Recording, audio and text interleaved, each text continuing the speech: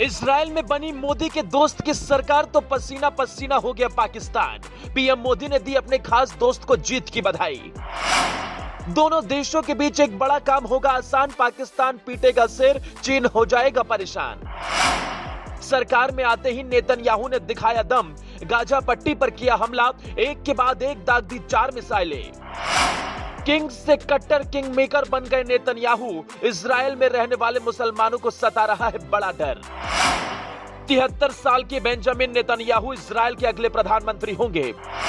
बीते 3 नवंबर को हुई फाइनल राउंड की काउंटिंग में नेतन्याहू की लिकुड पार्टी ने 120 में से 64 सीटें हासिल की। जैसे ही घोषणा हुई इजराइल के अगले प्रधानमंत्री नेतन्याहू होंगे, वैसे ही भारत में खुशी की लहर दौड़ गई।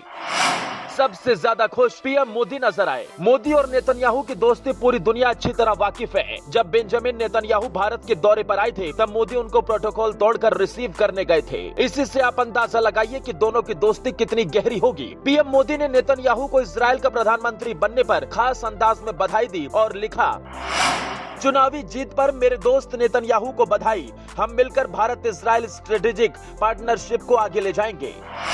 5 साल पहले नेतन्याहू प्रधानमंत्री रहते भारत आए थे, तब पीएम नरेंद्र मोदी प्रोटोकॉल तोड़कर उन्हें रिसीव करने एयरपोर्ट गए थे।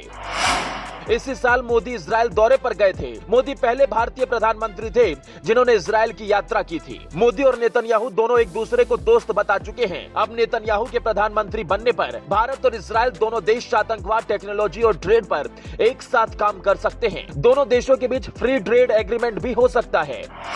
मोदी और नेतन्याहू की सोच एकदम मिलती है। इजराइल में नेतन्याहू की सरकार बनने के बाद पाकिस्तान घबराने लगा है, क्योंकि पाकिस्तान से इजराइल के संबंध कभी अच्छे नहीं रहे हैं। और ऊपर से नेतन्याहू का सरकार में लौटना तो पाकिस्तान के लिए जले पर नमक छिड़कने के बराबर है। अब आपको ये बताते हैं कि नेतन्याहू किंग से कट्टर मेकर कैसे बने और कैसे नेतन्याहू ने इजराइल में सरकार बनाई। नेतन्याहू को सत्ता में आने के लिए 61 सीटों की जरूरत थी, लेकिन नेतन्याहू की पार्टी ने 64 सीटों पर जीत हासिल की और पूर्ण बहुमत के साथ सरकार बनाई। इजराइल में पिछले 3 साल में 5वीं बार इलेक्शन हुए हैं, जिसके बाद पूर्ण बहुमत के साथ किसी पार्टी ने सत्ता में वापसी की है। 73 साल के बेंजामिन नेतन्याहू 1996 से 1999 और 2009 से 2021 तक 15 साल इजराइल के प्रधानमंत्री रह चुके हैं। नेतन्याहू कट्टर यहूदियों के समर्थन से सरकार चलाते रहे। 2019 में उन पर भ्रष्टाचार के आरोप लगे। इसी दौरान नेतन्याहू की साख कमजोर हुई और उन्होंने प्रधानमंत्री पद छोड़ दिया। लेकिन उसके बाद नेतन्याहू सभी आरोपों से बरी हुए। इजराइल की जनता को जो पसंद है, जनता ने उसको ही चुना।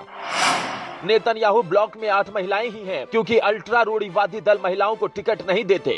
जबकि वर्तमान सरकार में 30 महिलाएं हैं। ये 30 वर्षों में पहली नेसेट होगी जिसमें अल्पसंख्यक ड्रूज धर्म का कोई भी प्रतिनिधि नहीं होगा। खैर, इजराइल में नेतन्याहू की वापसी भारत के लिए बेहद अहम है, क्योंकि मोदी और नेतन्याहू दोनों दोस्त हैं। ऐसे में दोनों देश मिलकर कई चीजों पर एक साथ आसानी से काम कर सकते हैं। ब्यूरो रिपोर्ट, जेवर 24।